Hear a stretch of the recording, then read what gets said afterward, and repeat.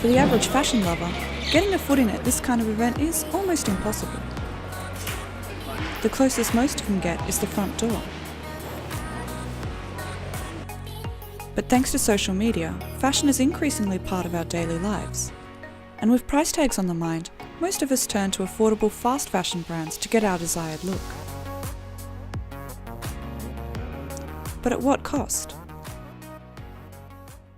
When I started working in this area 10 years ago and said to people, did you know there's human trafficking and slavery in the world today? People looked at me and said, no, that was abolished 200 years ago. But there are now more slaves in the world today than were transported in the entire Atlantic slave trade. People are starting to realise that, and they're starting to realise that they're actually now part of that supply chain.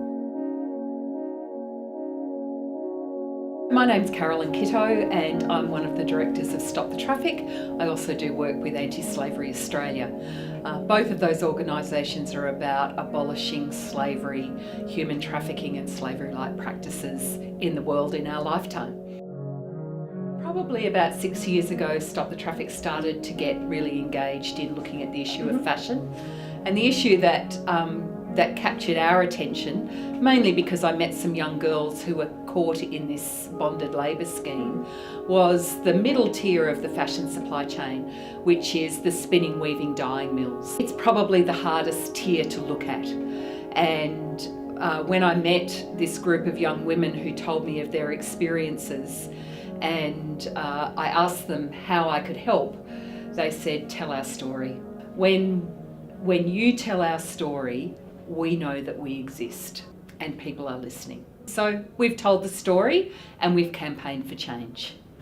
Stop the Traffic has been vocal for a Modern Slavery Act in Australia, which is set to become a reality by the end of the month. We have the resources and the capacity to do something about that now, and as a society we must do more now. What we need to do is focus as a country on the things that we can control and work cooperatively with the private sector to help tackle the scourge of modern slavery beyond our borders. Last year our government launched an inquiry into whether Australia should have a Modern Slavery Act like the UK. So the inquiry recommended that yes, we should have a Modern Slavery Act. It recommended that we should have a threshold of 50 million turnover, Australian dollars, which would put it at about the same level as the UK for their turnover. It recommended that there should be an independent anti-slavery commissioner to oversee this. Under this Act, companies will have to be transparent about their supply chain and have policies against using suppliers with a history of forced labour.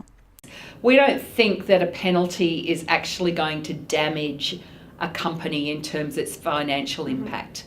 So what we would like to see is a penalty, and the fact that you've received a penalty, even though it's not going to hit your pocket, it hits your reputation. According to the Baptist World Aid Ethical Fashion Report, large fast fashion brands are already working to turn their reputation around.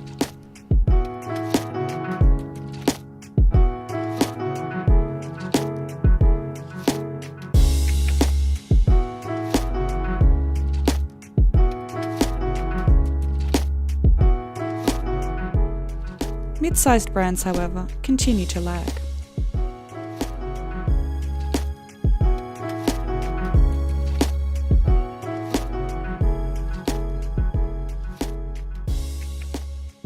Murky supply chains could be hiding a number of forms of forced labour. It's different in every country. In Uzbekistan and Turkmenistan, which are countries that harvest cotton, the harvesting of the cotton is actually done by the government forcing citizens to do it. State-sponsored slave labour. That's what Human Rights Watch calls the Uzbek government's annual cotton harvest. A report by the aid group says an estimated 1 million people, made up of teachers, doctors and other civil servants, are called up to harvest cotton against their will. If they refuse, they can face penalties and punishment.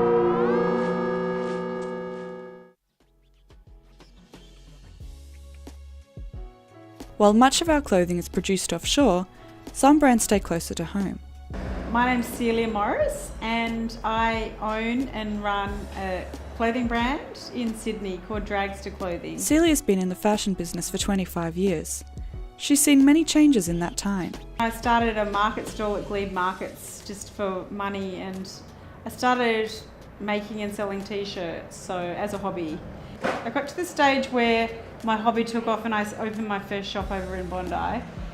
They were gradually cancelling all the tariffs, and every time they'd cancel a tariff and decrease it, more and more imported stuff would come into the market, and like within a matter of years it was just flooding in, and that was the beginning of fast fashion.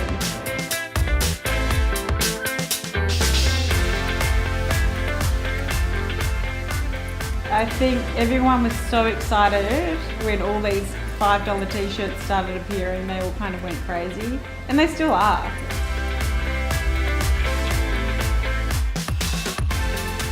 In the end, the customer is always right.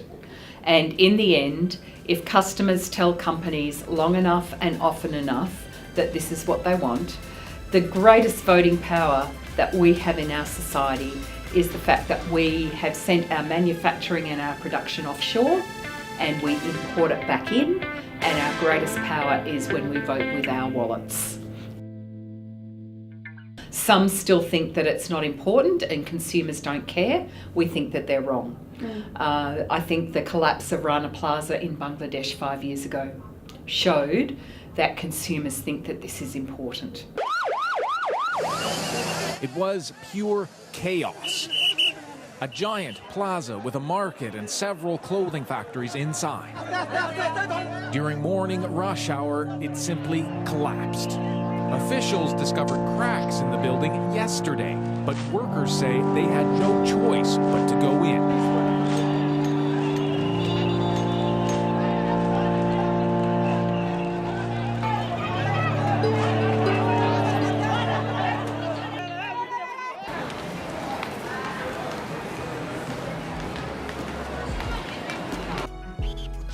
Local production started as a convenience for this Newtown store, but now it's a selling point for the brand.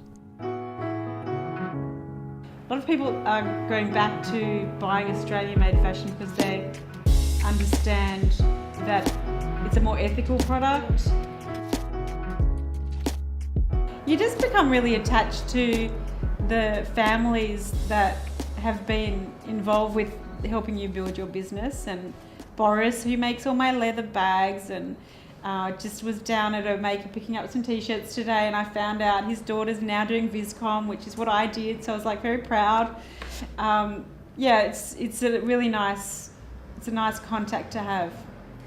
One of the key things in this is relationship. It's actually about the retailer having a relationship with the factory, having a relationship with the fabric supplier, having a relationship with the cotton seller, having a relationship with the farmer.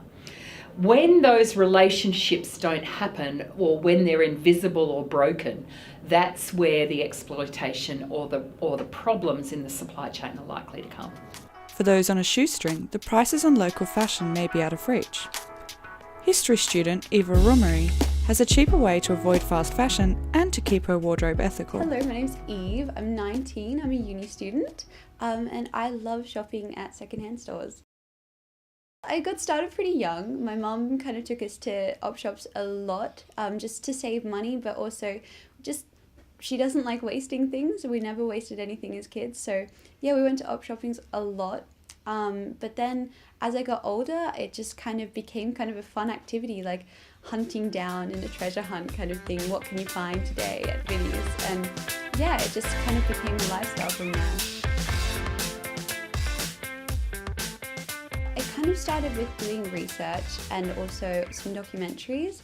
In school, we also did a little bit on sweatshops.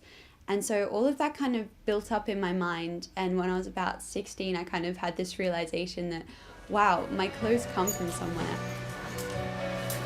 Buying ethically does not have to be expensive. You know, most of my clothes I'll buy for $2 a piece, and that's so much cheaper than I'm ever gonna get at fast fashion stores. And also, they're so unique, it's incredible, and these clothes have a past life and a past story, and you can kind of feel that when you wear them, and it's exciting. Like, anyone can shop ethically. It's so easy and it's so fun. You don't need to think about it. You just go about your life and it just If anything, it just brings more opportunities than anything, you know? Like, it's just a lifestyle.